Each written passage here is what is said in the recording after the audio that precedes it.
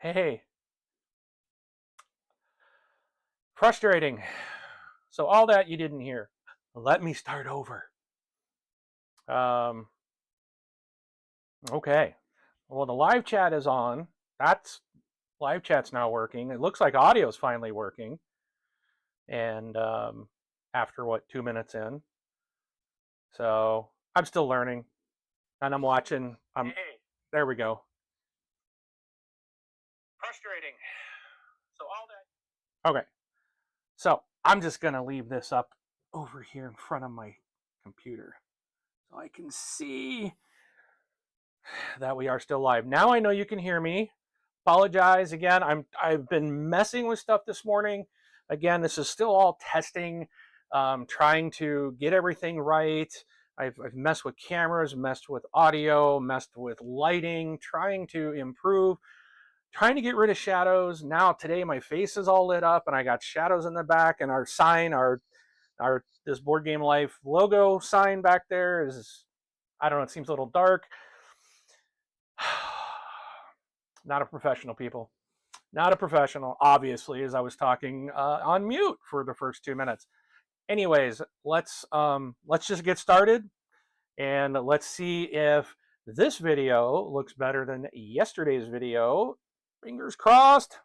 And then I think we will be hopefully ready to launch into some other stuff if I can get everything, if I'm happy with how this turned out. So let's go through. We're going to talk about it again today. Star Trek Star Realms. If you have played Star Realms, that is a two-player deck building card battler back and forth. And when I saw this, I was like, yes, I love Star Realms. I love Star Trek. This is going to be cool. But the first time I saw it on the shelf, I didn't pick it up because I'm like, well, it's hard for me to find someone else in just a two-player situation. My gaming groups we're usually doing 4 to 6 to 8 players, and a two-player game is just a little tougher to get to the table. Well, then a week later, I went by and I was perusing the store again, and I saw it, and I picked it up again, and then I happened to notice 2 to 4 players. 2 to 4 players. Okay, that probably doesn't come through very well. And I was like, 4 players? Wait a minute. So I decided to check it out and bought it, obviously. So we are going to take a look. Oh, let me get some of this computer stuff out of the way, folks, because who wants to see that? Oh, I do need my, oh no, I don't. All right, so let's switch over to the other camera, and hopefully here, in fact, I'm just going to put this back in the middle so you can see that you can actually read the box today. All righty. So I've got a little bit more table space, but you can actually read. You can read it. Yesterday when I was doing this, like, the deck building was all fuzzy, and so I found out somehow the resolution on this camera got like cut in half. I don't know why. I don't know what changed it, but it happens when you're setting stuff up and doing all kinds of weird stuff. Trying to figure out how to get rid of shadows, people. Sorry, bear with me. But the good thing is you get rid of the box, you get it out of there, and there's no shadow until I put my hand out there. All right, so we're opening the box. You get a nice rule book. All right, this is, what is, I think it's 16 pages. On the back is a nice reference sheet with the iconography listed and what all the icons mean, your turn order. So if you can leave this on the table for a reference, if you will. The other thing, oh, well, let me just go back to the rule book. Really nice full color. Does have, describes all the components in the game.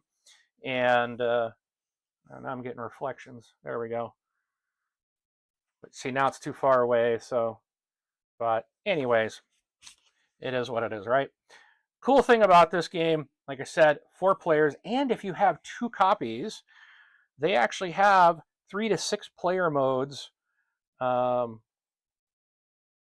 they have several different modes. So a couple 3 to 6 players, 3 to 4, 3 to 6. Again, if you want to play more than 4 players, you would need 2 copies of the game. But that's kind of cool that it allows to expand up to 6 players. So you might be wondering, well, how do you have 4 players if it's Star Realms?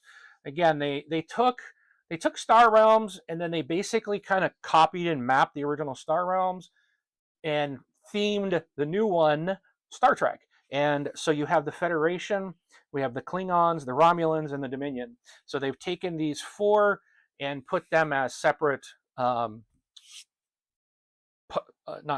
guess they're enemies, right? Separate factions. It's written right in front of me, Mark. Hello. There's separate factions in the game. So we'll take a look at some of those in just a moment. But really nice rule book, very easy to read. And if you are familiar with Star Realms, it's going to take you no time to get up and play the Star Trek version. So in the box, you do get a 2-player cardboard player mat.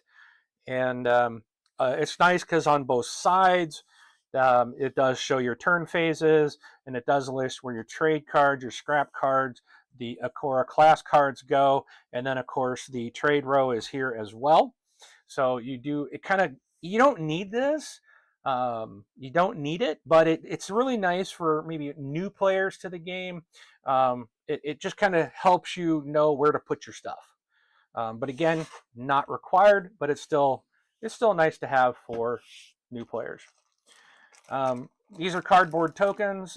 These are the authority tokens. They are double-sided. So there's a 10 on that side.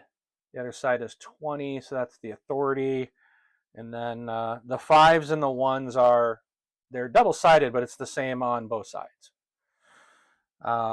So every player starts with 50 authority, and basically you work your way down to knock your opponents down to 0. All right. So let's get to the cards. Now, yesterday's video, I opened these on the stream. So they're already opened. I already unboxed it, sorry. But so let's look at the the Romulans first. So you get, if you're playing the Romulans, you've got you've got the Romulan color. So here's all their ships. So this one is these are the Landora class. These are a whole bunch of different ships that are going to give you points or suspend into these. There's some attacking items, but like what's cool, I'm going to try this. Hopefully that'll look a little better. But if you see the picture on the original Star Realms, the ships were all basically the same. And what's really cool about the Star Trek one is they're different. You get, like, in fact, this one has a whole bunch of ships on it. So that's kind of cool. You getting to see, real ships. The names of those ships from the TV shows and the movies and stuff are listed. This one here is a bird of prey. This is Red Talon. So there's a lot of information for Star Trek fans on the cards. And then you have your outposts. And again, every card is different. Like here's the Romulan Senate Chamber. Gotta get used to. Don't know if I want to get too close. It probably won't focus in.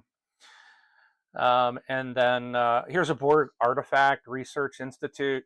So all the cards are different, which I think really, makes it a little bit more interesting for Star Trek fans to kind of mix it up a little bit. Next, we have the Dominion. So their cards are purple in nature, and it's the same thing. All their cards are different ships, and it's just really cool. But the symbolism is basically the same.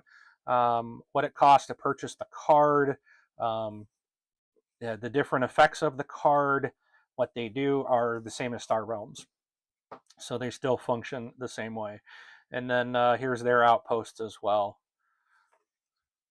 And then we have the Klingons. So again, same thing, all kinds of different ships from all the different, there's like, it's not just, the thing about it is not just a Star Trek like Next Generation. These different things take place across different parts of the Star Trek universe. So you might see some older ships from some different series, some of the newer stuff in here as well. There are birds of prey. Let's see, here's a bird of prey right here. The IKS Ukrona. Here's a prototype bird of prey right here. I thought there was one more probably hidden in here somewhere, but there's Klingon battle cruisers, the Toral. Yeah, there's another bird of prey. So, and then first, I know there was Rura Penthe was one of the outposts. Yeah, Rura Penthe, the penal colony. This was from one of the movies. And then the Federation cards. So again, we got some like little runabouts. Then there's some of these bigger class of ships. Oops, upside down. And then the Enterprise. There is the Enterprise D is in this group. There's the USS Reliant, which was from Star Trek II: Wrath of Khan. There's the Reliant. And then the USS Enterprise D, NCC 1701D. So, and then of course they have a bunch of different Deep Space 5. There's the Federation headquarters there in San Francisco. Here's the United Federation of Planets HQ out in space. I think that this one was from, maybe it was in Picard or something like that. I think that might have been it. Daystrom Institute, Starbase 74. So don't hate me if I'm saying something incorrect. I'm not a huge Trekkie, but I do like Star Trek. I do really enjoy those. And then we have the kind of neutral cards, the Okura class. These are Ferengi Marauders, and there's Regilian scout ships. I think that's it. Oh, and then Maquis Raiders. So, that is Federation. So, but that's kind of a look at the cards and what comes in the game. So, total, what comes in the game, according to the back of the box, 130 cards, 20 for each faction. The 50 unaligned cards, which we just mentioned. The authority counters, 1 2-player game mat, and the full color rule book. It's a nice insert. The box is really good, nice cardboard quality. It's not cheap. And the insert was printed with the Enterprise in it. So pretty nice, actually. I think it was overall very nice. So let's go back to that camera. Alrighty. So that's what I've got for you today. And again, it looks like the camera looked a lot better. I have a third camera that I want to set up so that I can kind of slide a card onto the mat and have it overlay that screen that we were just on. But I got to get like a little green screen type of patch, so then I can just slide a card over, and then I'll work to have that so it shows real nice on the screen instead of me trying to lift up to the overhead camera. But that's a work in progress. So those are some things to come, and I appreciate all of you tuning in. If you watched the first one, I really appreciate you coming back going, why is this guy redoing it again? But hopefully you'll notice that video was much better, and feel free to leave me any comments. I do have comments turned on now. I've had some issues with the stuff not wanting to let me record or stream, and but I am watching. I do have my phone up to see a live chat, but right now it's just me, but that's okay. You guys aren't yet fully aware, but as time comes along, you might get those alerts and maybe hop in on a live feed.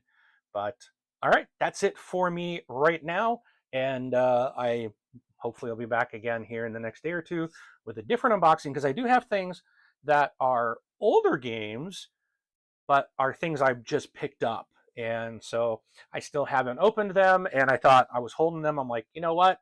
I can go look through them and see what's in these boxes, and kind of get excited about getting ready to play them.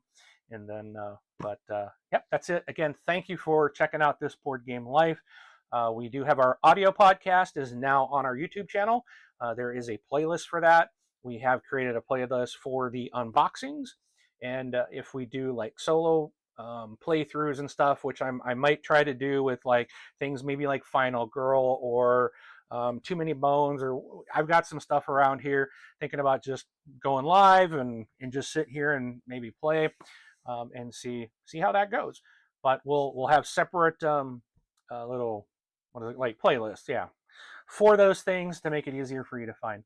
But again, thanks a lot for joining and watching, and we'll catch you see you at the table. All right.